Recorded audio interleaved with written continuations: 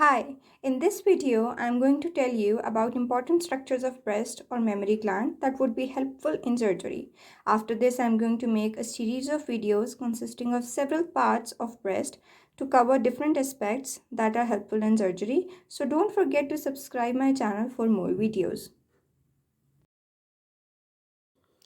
So now coming back to our main topic, I'm going to tell you about some gross anatomy of the breast, and I'm just going to discuss the major structures. So starting from outside toward the inside, first there is skin, the areola, the ampulla, the lactiferous sinuses, the lactiferous ducts, the acini.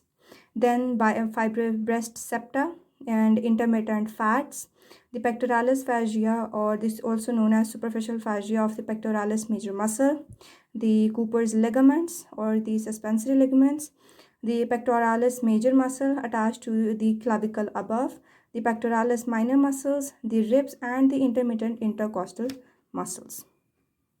So now I'm going to tell you about some important points to remember for breast anatomy and its major structures.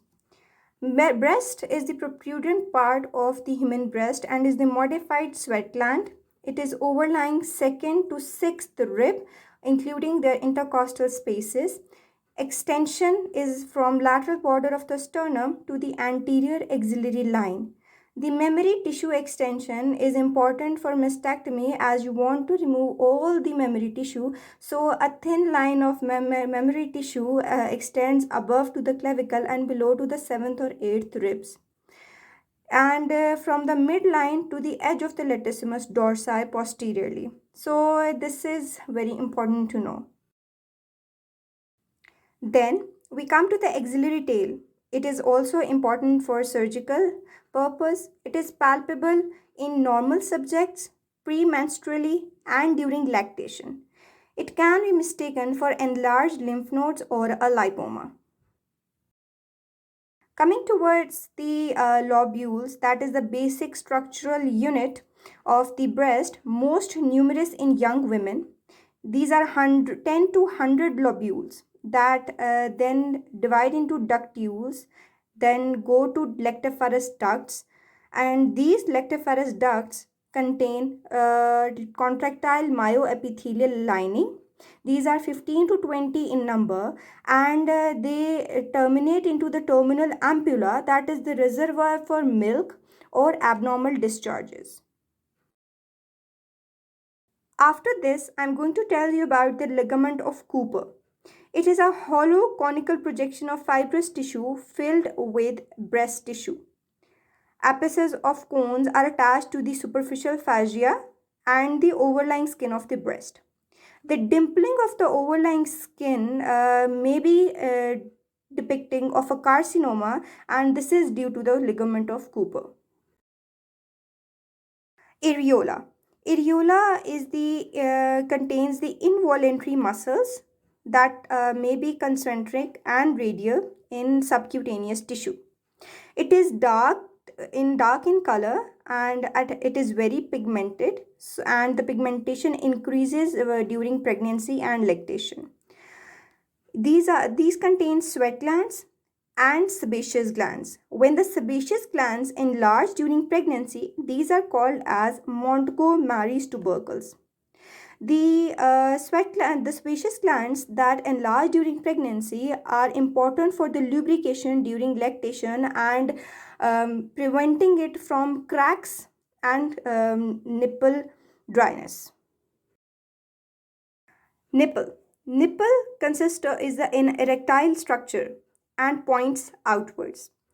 Its apex contains the orifice for the lactiferous ducts, thick skin with corrugations, and smooth muscle fibers that are concentric and longitudinal. Coming towards the most important part of the breast anatomy, the lymphatics of the breast through which the carcinoma spreads. So it's divided into two main parts, that is axillary lymph nodes and the internal mammary lymph nodes. The axillary lymph nodes are greater in number and constitute of 85%. These are further divided into many subgroups. These are lateral, anterior, posterior, central, interpectoral, and apical.